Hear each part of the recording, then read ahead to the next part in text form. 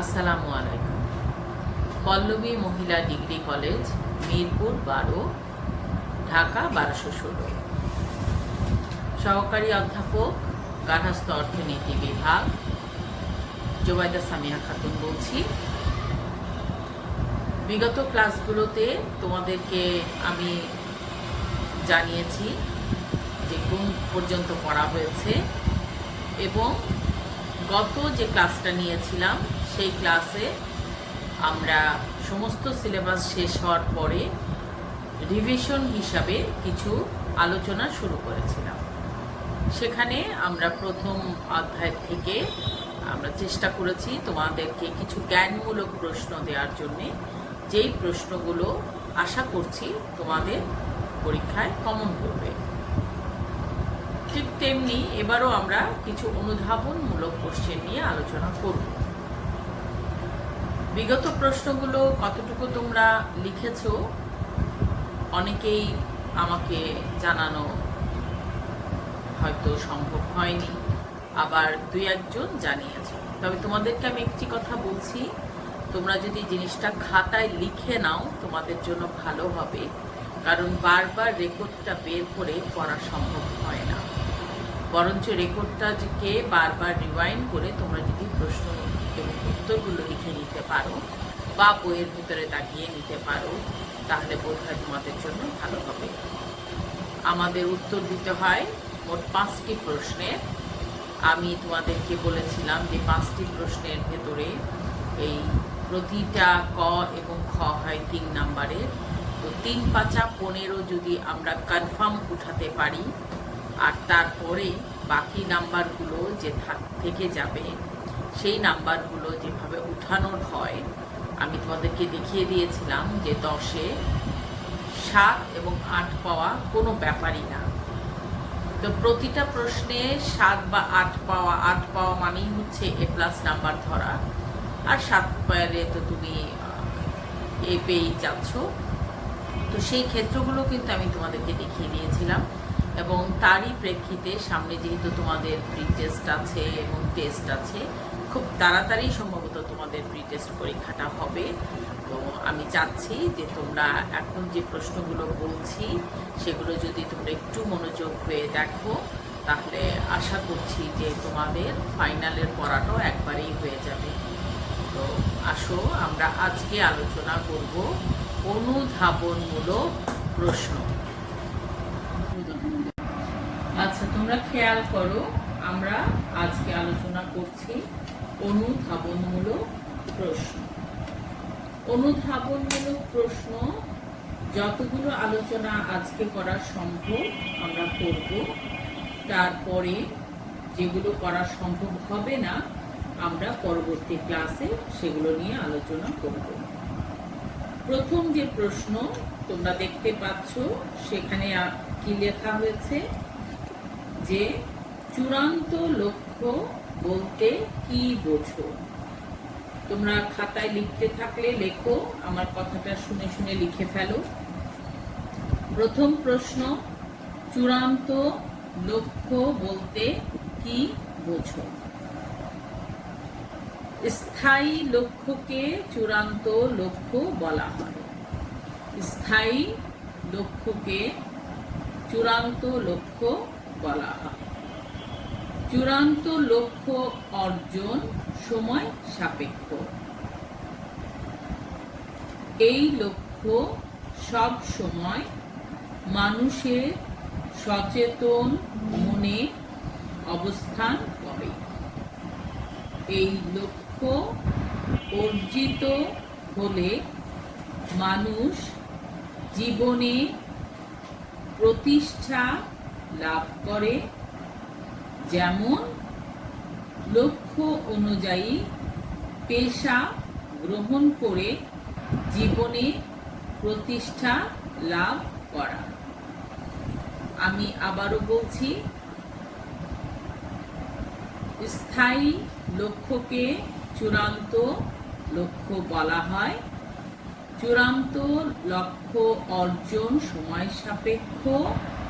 এই লক্ষ্য সব সময় মানুষের সচেতন মনে অবস্থান করে।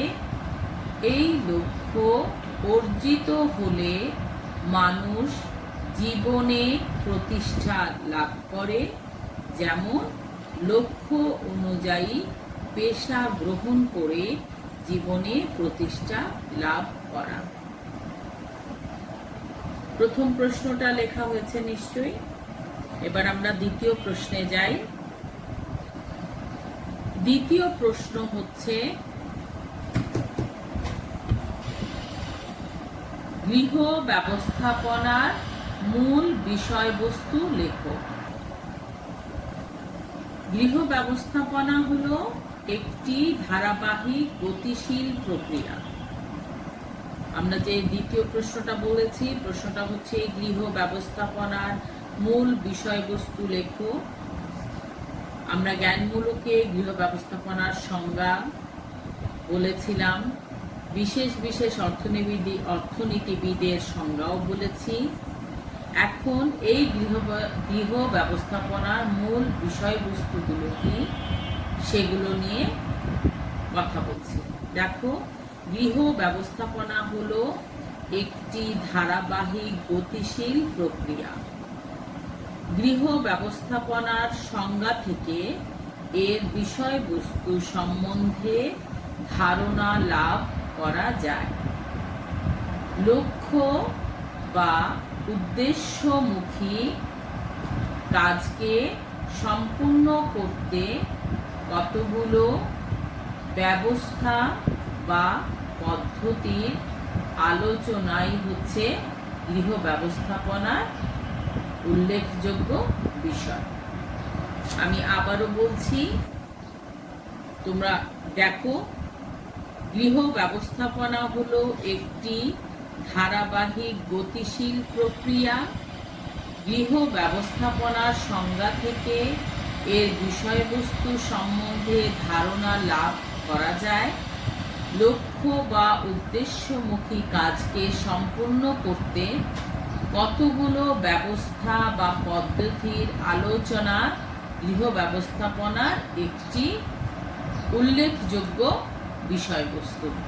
তোমরা খেয়াল করো, জ্ঞানমূলক প্রশ্নে যেমন সরাসরি উত্তর তোমরা বইয়ে পেয়ে যাবে, অনুধাবনমূলক প্রশ্নের উত্তর কিন্তু সরাসরি বইয়ে পাওয়া যাবে না।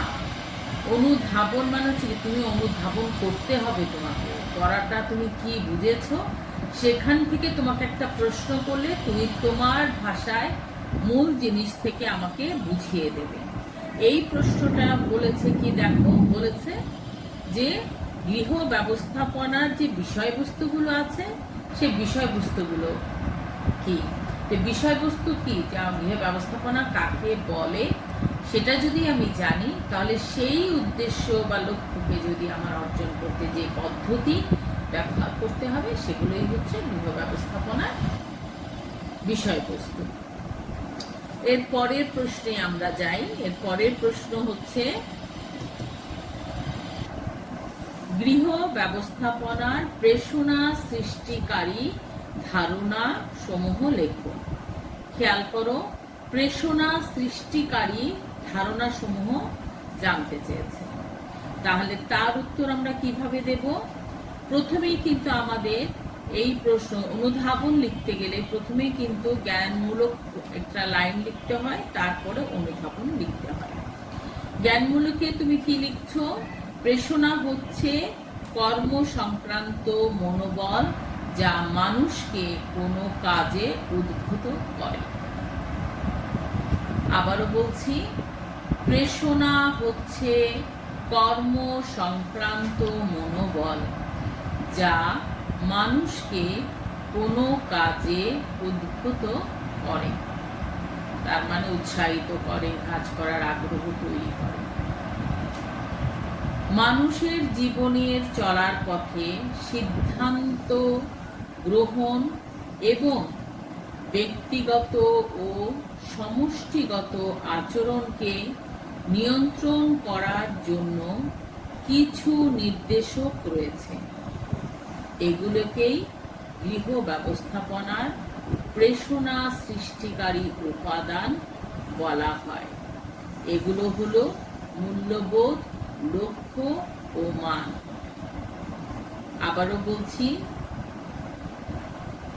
প্রেরণা হচ্ছে কর্ম সংক্রান্ত মনোবল যা মানুষকে কোনো কাজে উদ্বুদ্ধ করে, মানুষের জীবনে চলার পথে সিদ্ধান্ত গ্রহণ এবং ব্যক্তিগত ও সমষ্টিগত আচরণকে নিয়ন্ত্রণ করার জন্য কিছু নির্দেশক রয়েছে।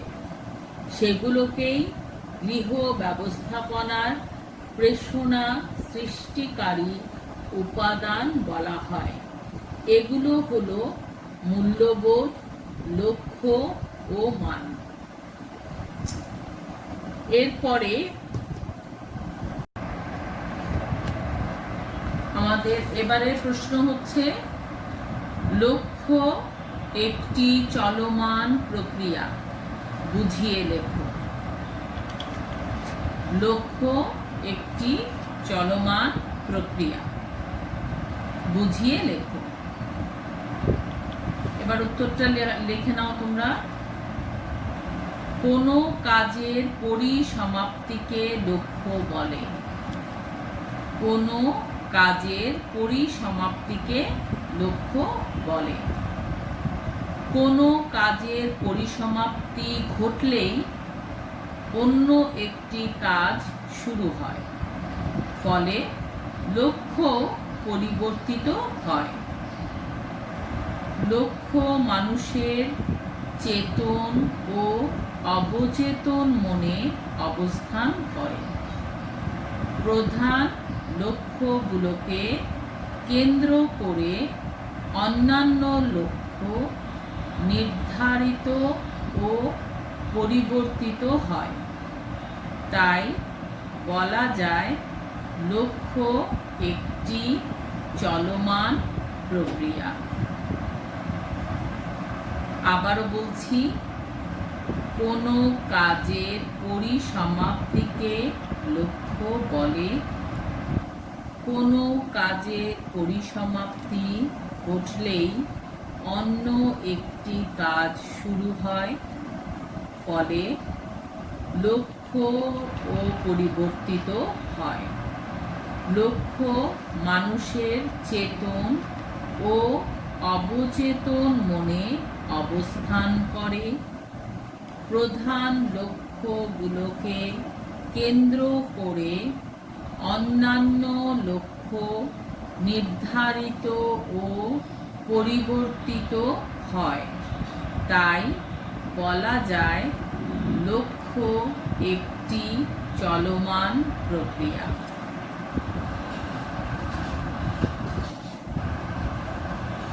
এবারের প্রশ্ন, মধ্যবর্তীকালীন লক্ষ্য বলতে কি বোঝো?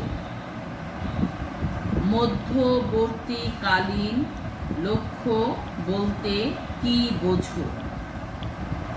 উত্তর, চূড়ান্ত লক্ষ্য অর্জনের জন্য স্বল্পমেয়াদী লক্ষ্য নির্ধারণ করতে হয়। এগুলোই মধ্যবর্তীকালীন লক্ষ্য। এই লক্ষ্যগুলো দীর্ঘমেয়াদী লক্ষ্যের তুলনায় অধিক স্পষ্ট।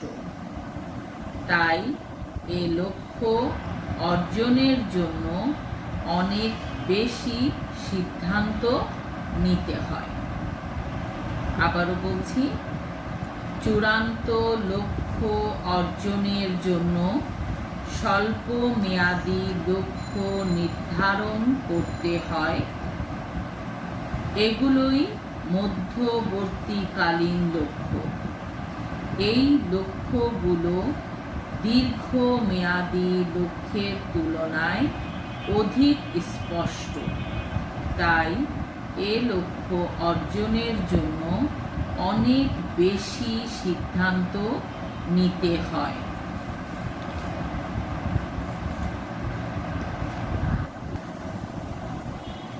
মূল্যবোধ বলতে কি বুঝো? পরবর্তী প্রশ্ন, মূল্যবোধ বলতে কি বুঝো? উত্তর, মানুষ যা চায়, যা অবশ্য কর্তব্য বলে মনে করে, যার প্রতি গভীর আগ্রহ, শ্রদ্ধা ও বিশ্বাস আছে এবং যা সম্পাদন করে আনন্দ অনুভব করে, তাকে মূল্যবোধ বলে।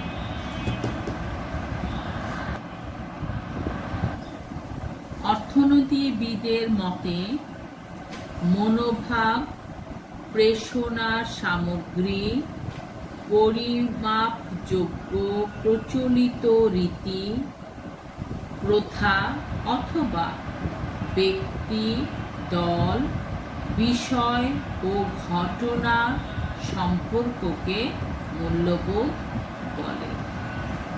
আবারও বলছি, মনোভাব, প্রেষণা সামগ্রী, পরিমাপযোগ্য প্রচলিত রীতি, প্রথা অথবা ব্যক্তি, দল, বিষয় ও ঘটনার সম্পর্ককে মূল্যবোধ বলে। এবার পুরোটা মিলিয়ে নাও। মানুষ যা চায়, যা অবশ্য কর্তব্য বলে মনে করে, যার প্রতি গভীর আগ্রহ, শ্রদ্ধা ও বিশ্বাস আছে এবং যা সম্পাদন করে আনন্দ অনুভব করে, তাই মূল্যবোধ। অর্থনীতিবিদের মতে মনোভাব, প্রেষণা সামগ্রী, পরিমাপযোগ্য প্রচলিত রীতি, প্রথা অথবা ব্যক্তি, দল, বিষয় ও ঘটনা সম্পর্ককে মূল্যবোধ বলে। এবারের প্রশ্ন, পরিমাণগত মান সম্বন্ধে সচেতন থাকা প্রয়োজন কেন? পরিমাণগত মান সম্বন্ধে সচেতন থাকা প্রয়োজন কেন? উত্তর, সাধারণত কোনো কিছুর ওজন, ঘনত্ব, আকার পরিমাণ করার জন্য পরিমাণগত মান ব্যবহৃত হয়। সাধারণত কোনো কিছুর ওজন, ঘনত্ব, আকার পরিমাণ করার জন্য পরিমাণগত মান ব্যবহৃত হয়। গৃহস্থালির ক্ষেত্রে পরিমাণগত মান লিটার, পাউন্ড, কিলোমিটার, কেজি ইত্যাদি হিসেবে পরিচিত।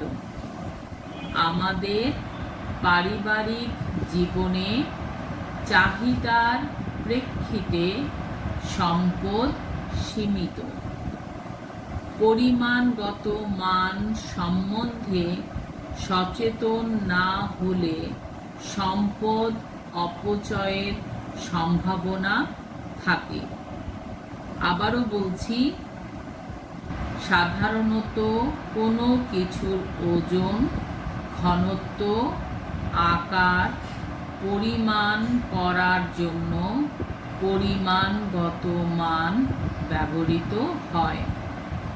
গৃহস্থালির ক্ষেত্রে পরিমাণগত মান লিটার, পাউন্ড, কিলোমিটার, কেজি ইত্যাদি হিসেবে পরিচিত। আমাদের পারিবারিক জীবনে চাহিদার প্রেক্ষিতে সম্পদ সীমিত। পরিমাণগত মান সম্বন্ধে সচেতন না হলে সম্পদ অপচয়ের সম্ভাবনা থাকে। পরবর্তী প্রশ্ন, নমনীয় মান বলতে কি বোঝায়? নমনীয় মান বলতে কি বোঝায় বা বোঝো? উত্তর, নমনীয় মান পরিবর্তনশীল পরিস্থিতির প্রেক্ষিতে গড়ে ওঠে। নমনীয় মান পরিবর্তনশীল পরিস্থিতির প্রেক্ষিতে গড়ে ওঠে। নমনীয় মান মানুষকে স্বাধীনভাবে চলা এবং পছন্দ করার সুযোগ দান করে। জীবনকে চিন্তামুক্ত ও আরামে রাখতে নমনীয় মানের ভূমিকা গুরুত্বপূর্ণ। পারিবারিক জীবনে নিত্য নতুন পরিবর্তনীয় অবস্থা এবং পরিস্থিতির সঙ্গে খাপ খাওয়াতে নমনীয় মানের প্রয়োজন। আমি আবারও বলছি, নমনীয় মান পরিবর্তনশীল পরিস্থিতির প্রেক্ষিতে গড়ে ওঠে। নমনীয় মান মানুষকে স্বাধীনভাবে চলা এবং পছন্দ করার সুযোগ দান করে।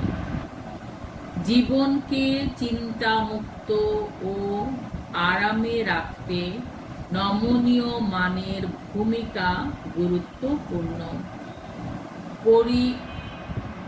পারিবারিক জীবনে নিত্য নতুন পরিবর্তনীয় অবস্থা এবং পরিস্থিতির লক্ষ্যে খাপ খাওয়াতে নমনীয় মানের প্রয়োজন। পরবর্তী প্রশ্ন হচ্ছে, জীবনযাত্রার মান বলতে কি বোঝো? জীবনযাত্রার মান বলতে কি বোঝো? উত্তর, যে সকল সেবা ও সামগ্রী অর্জন করে পরিবার পরিতৃপ্তি পায় তাকেই পরিবারের জীবনযাত্রার মান বলে। মানকে আমরা বিভিন্নভাবে আখ্যায়িত করি, যেমন ভালো মান, উঁচু মান ইত্যাদি। জীবনে বেঁচে থাকার জন্য যা প্রয়োজন এবং আবশ্যক মান তার একটি চিত্র। আবারও বলছি, যে সকল সেবা বা সামগ্রী অর্জন করে পরিবার পরিতৃপ্তি পায় তাকেই পরিবারের জীবনযাত্রার মান বলে। মানকে আমরা বিভিন্নভাবে আখ্যায়িত করি, যেমন ভালো মান, উঁচু মান ইত্যাদি। জীবনে বেঁচে থাকার জন্য যা প্রয়োজন এবং আবশ্যক মান তার একটা চিত্র। পরবর্তী প্রশ্ন, গুণগত মান বলতে কি বুঝো? গুণগত মান বলতে কি বুঝো বা বুঝায়? উত্তর, জীবনের একান্ত প্রয়োজন সম্বন্ধে যে মানসিক ছবি সৃষ্টি হয় তাকে গুণগত মান বলে। একে মানসিক মানও বলা হয়। তোমরা খেয়াল করো, এখানে আরেকটি কথা বলা হয়েছে, মানসিক মান। কখনো যদি প্রশ্ন আসে মানসিক মান বলতে কি বুঝো বা মানসিক মান কি, তখন উত্তরটাও একই হবে। আবারও বলছি, দেখো, জীবনের একান্ত প্রয়োজন সম্বন্ধে যে মানসিক ছবি সৃষ্টি হয় তাকে গুণগত মান বলে। একে মানসিক মানও বলা হয়। গুণগত মান কোনো কাজের বৈশিষ্ট্যকে মনে করা হয় যা ব্যক্তি মূল্যায়ন দ্বারা বিবেচনা করে। সামগ্রী ও কাজের গুণাগুণকে বিভিন্ন সময় বিভিন্ন শব্দে প্রকাশ করা হয়, যেমন ভালো মন্দ, অল্প বেশি, উঁচু নিচু ইত্যাদি গুণগত মান। আমরা যে কোনো জিনিসের কোনো কাজ যখন ভালো হয়, যেমন তোমরা যখন পরীক্ষা দাও, যার লেখা ভালো হয় তাকে বলা হয় ভালো করেছো, মন্দ হলে বলা হয় না ভালো হয়নি বলা হয়, তার মানে তোমার যে লেখাটা তার গুণগত মান সম্পর্কে বলা হয়। উত্তরটা আবার মিলিয়ে নাও। জীবনের একান্ত প্রয়োজন সম্বন্ধে যে মানসিক ছবি সৃষ্টি হয় তাকে গুণগত মান বলে, একে মানসিক মানও বলা হয়। গুণগত মান কোনো কাজের বৈশিষ্ট্যকে মনে করা হয় যা ব্যক্তি মূল্যায়ন দ্বারা বিবেচনা করে। সামগ্রী ও কাজের গুণাগুণকে বিভিন্ন সময় বিভিন্ন শব্দে প্রকাশ করা হয়, যেমন ভালো মন্দ, অল্প বেশি, উঁচু নিচু ইত্যাদি গুণগত মান। পরবর্তী প্রশ্ন, পারিবারিক জীবনের প্রশাসনিক দিক বলতে কি বোঝো? পারিবারিক জীবনের প্রশাসনিক দিক বলতে কি বুঝো? উত্তর, গৃহ ব্যবস্থাপনাকে পারিবারিক জীবনের প্রশাসনিক দিক বলা হয়।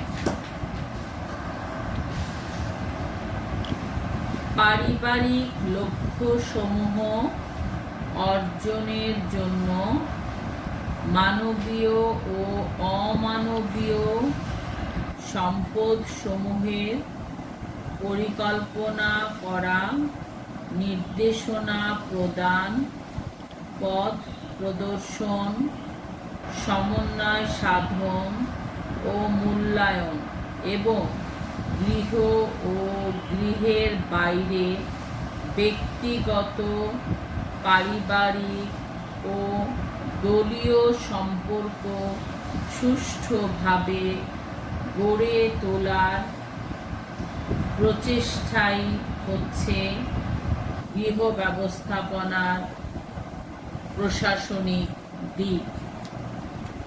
আমি আবারও বলছি, গৃহ ব্যবস্থাপনাকে পারিবারিক জীবনের প্রশাসনিক দিক বলা হয়। পারিবারিক লক্ষ্যসমূহ অর্জনের জন্য মানবীয় অমানবীয় সম্পদসমূহের পরিকল্পনা করা, নির্দেশনা প্রদান, পথ প্রদর্শন, সমন্বয় সাধন ও মূল্যায়ন এবং গৃহ ও গৃহের বাইরে ব্যক্তিগত, পারিবারিক ও দলীয় সম্পর্ক সুষ্ঠুভাবে গড়ে তোলার প্রচেষ্টাই হচ্ছে গৃহ ব্যবস্থাপনার প্রশাসনিক দিক। পরবর্তী প্রশ্ন, গৃহ ব্যবস্থাপনায় লক্ষ্যকে মূল নির্দেশক হিসেবে বিবেচনা করা হয়েছে কেন? গৃহ ব্যবস্থাপনায় লক্ষ্যকে মূল নির্দেশক হিসেবে বিবেচনা করা হয়েছে কেন?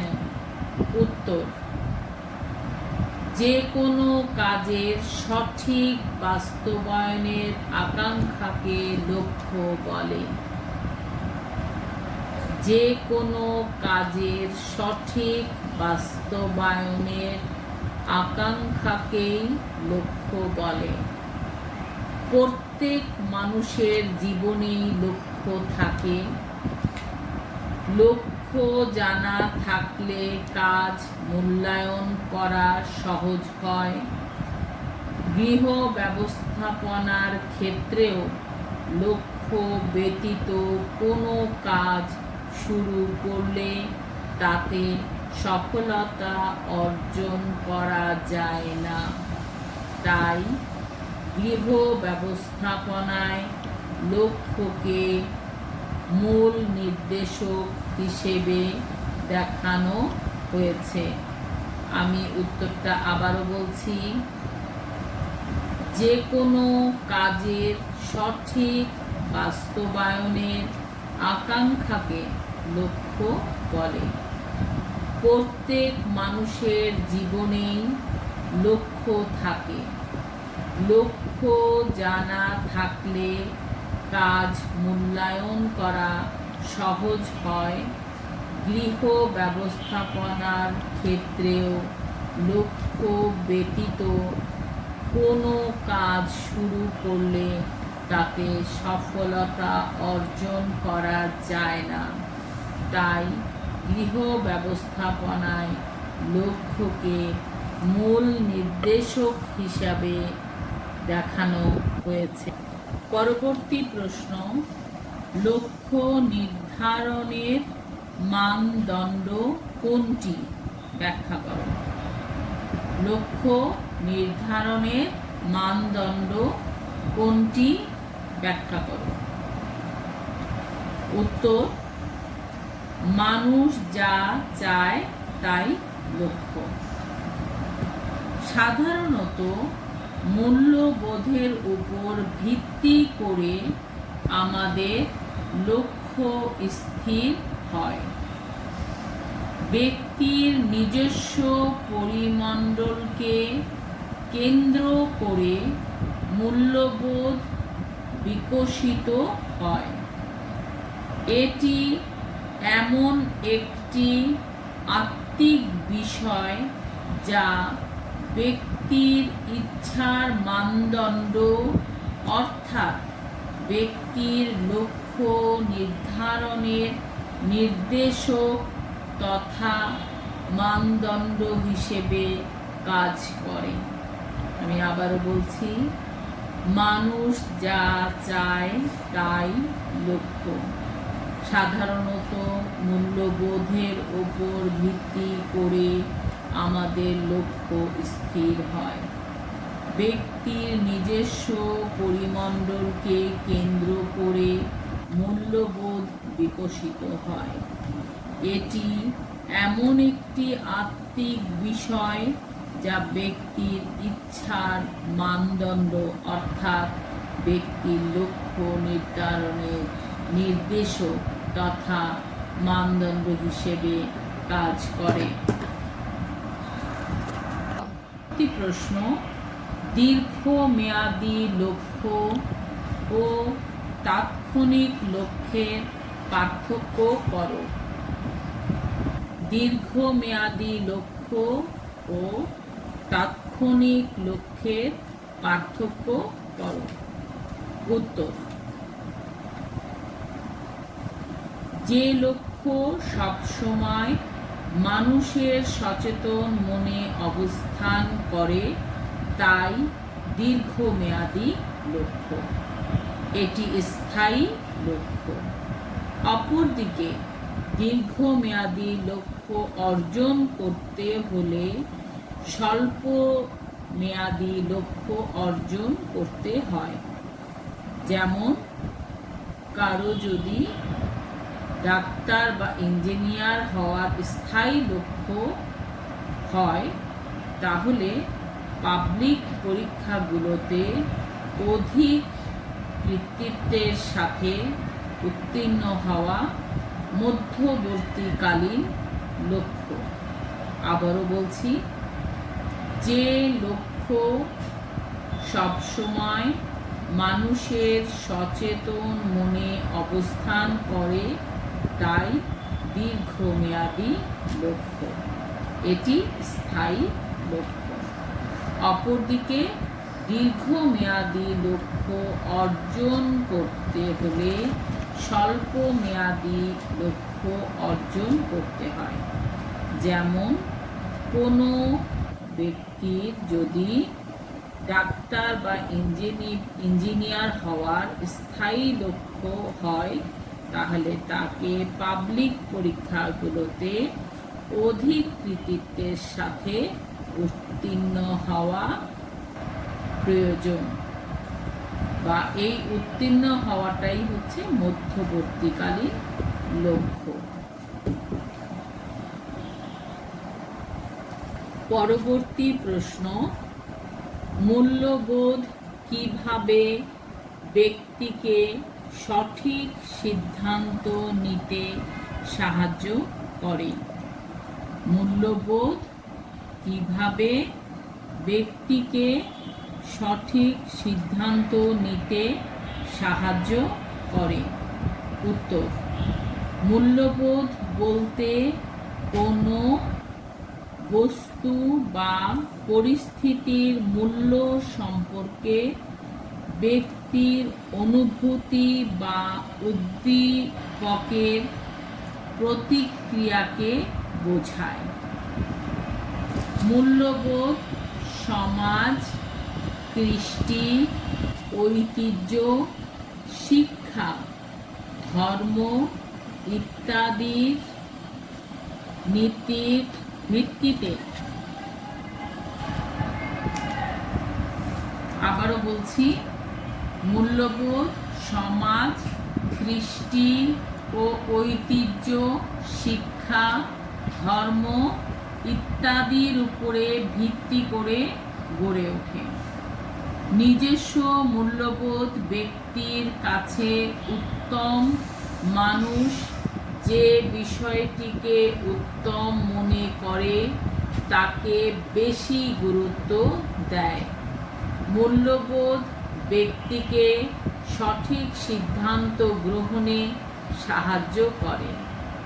মানুষ যখন মূল্যবোধের সচেতন হয় তখন সে লক্ষ্যকে কেন্দ্র করে সিদ্ধান্ত গ্রহণ করতে পারে। এটি ব্যক্তির স্বতন্ত্র বৈশিষ্ট্য। আমি উত্তরটি আবারও বলছি, মূল্যবোধ বলতে কোনো বস্তু বা পরিস্থিতির মূল্য সম্পর্কে ব্যক্তির অনুভূতি বা উদ্দীপকের প্রক্রিয়াকে বোঝায়। মূল্যবোধ সমাজ, কৃষ্টি ও ঐতিহ্য, শিক্ষা, ধর্ম ইত্যাদির উপর ভিত্তি করে গড়ে ওঠে। নিজস্ব মূল্যবোধ ব্যক্তির কাছে উত্তম। মানুষ যে বিষয়টিকে উত্তম মনে করে তাকে বেশি গুরুত্ব দেয়। মূল্যবোধ ব্যক্তিকে সঠিক সিদ্ধান্ত গ্রহণে সাহায্য করে। মানুষ যখন মূল্যবোধ সচেতন হয় তখন সে লক্ষ্যকে কেন্দ্র করে সিদ্ধান্ত গ্রহণ করতে পারে। এটি ব্যক্তির স্বতন্ত্র বৈশিষ্ট্য। পরবর্তী প্রশ্ন, লক্ষ্য অর্জনের জন্য সময় প্রয়োজন, বুঝিয়ে লেখো। প্রশ্নটা খেয়াল করো।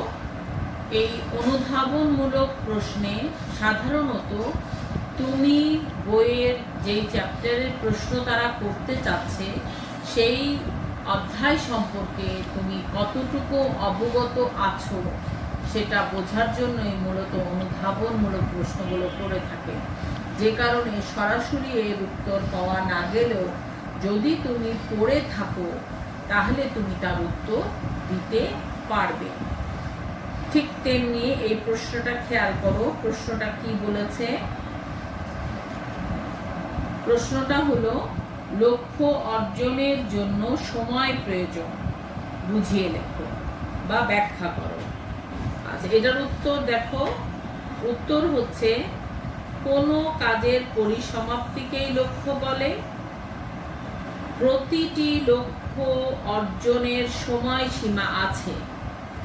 অর্থাৎ লক্ষ্য অর্জনের জন্য নির্দিষ্ট সময়ের প্রয়োজন হয়।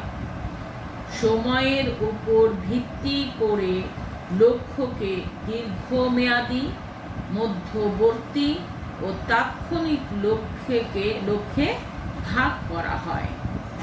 কেউ যদি ডাক্তার বা ইঞ্জিনিয়ার হতে চায় তবে তাকে মাধ্যমিক বা উচ্চ মাধ্যমিক পরীক্ষায় ভালো ফলাফল করে নির্দিষ্ট পেশার জন্য প্রস্তুতি নিতে হবে। তার জন্য সময়ের প্রয়োজন, তাই বলা হয় লক্ষ্য অর্জনের জন্য সময় প্রয়োজন। আমি আবারও বলছি,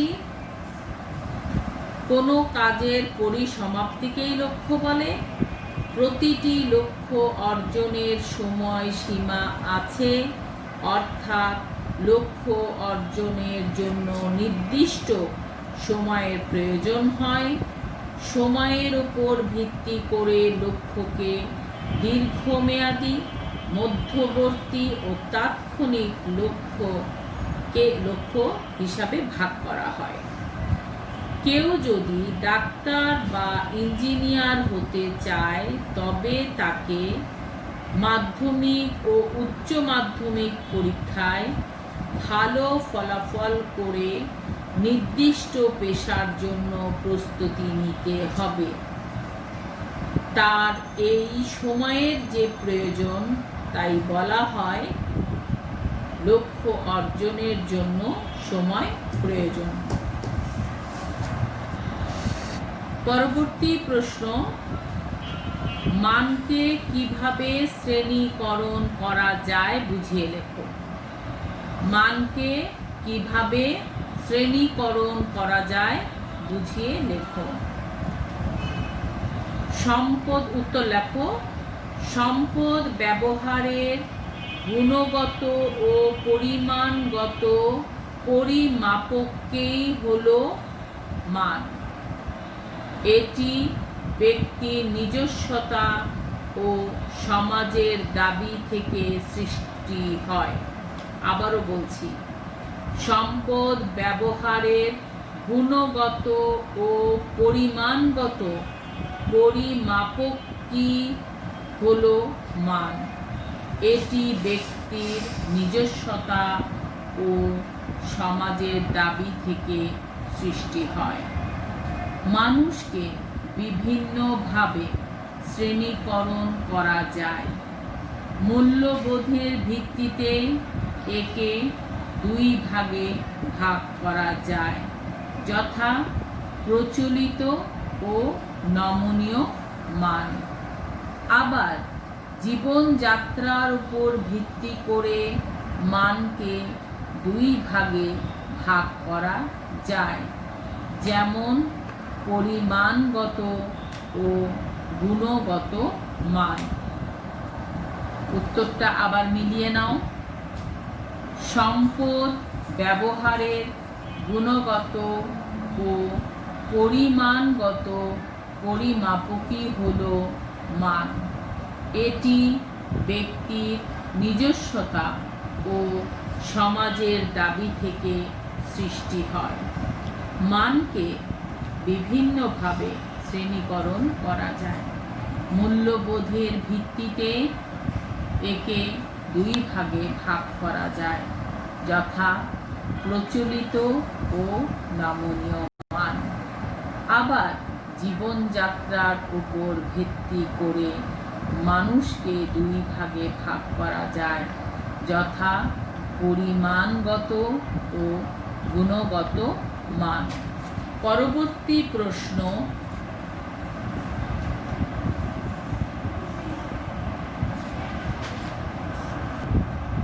গৃহ ব্যবস্থাপনায় প্রেরণা সৃষ্টিকারী বিষয়গুলো কি কি? গৃহ ব্যবস্থাপনায় প্রেরণা সৃষ্টিকারী বিষয়গুলো কি কি? উত্তর, প্রেরণা মানুষকে বিভিন্ন পরিস্থিতি মোকাবেলায় অনুপ্রাণিত করে। প্রেরণা মানুষকে বিভিন্ন পরিস্থিতি মোকাবেলার অনুপ্রাণিত করে। সকল পরিস্থিতি মোকাবেলায় ছোট বড় নানা সিদ্ধান্ত মানুষকে নিতে হয়। এই সিদ্ধান্ত গ্রহণ এবং ব্যক্তিগত ও সমষ্টিগত আচরণকে নিয়ন্ত্রণ করার জন্য কিছু নির্দেশক রয়েছে। নির্দেশকগুলোর নাম লক্ষ্য, মান ও মূল্যবোধ। এগুলোই গৃহ ব্যবস্থাপনায় প্রেরণা সৃষ্টিকারী বিষয়। উত্তরটি আবার বলছি, প্রেরণা মানুষকে বিভিন্ন পরিস্থিতি মোকাবেলায় অনুপ্রাণিত করে। সকল পরিস্থিতি মোকাবেলায় ছোট বড় নানা সিদ্ধান্ত মানুষকে নিতে হয়। যে এই সিদ্ধান্ত গ্রহণ এবং ব্যক্তি ও সমষ্টিগত আচরণকে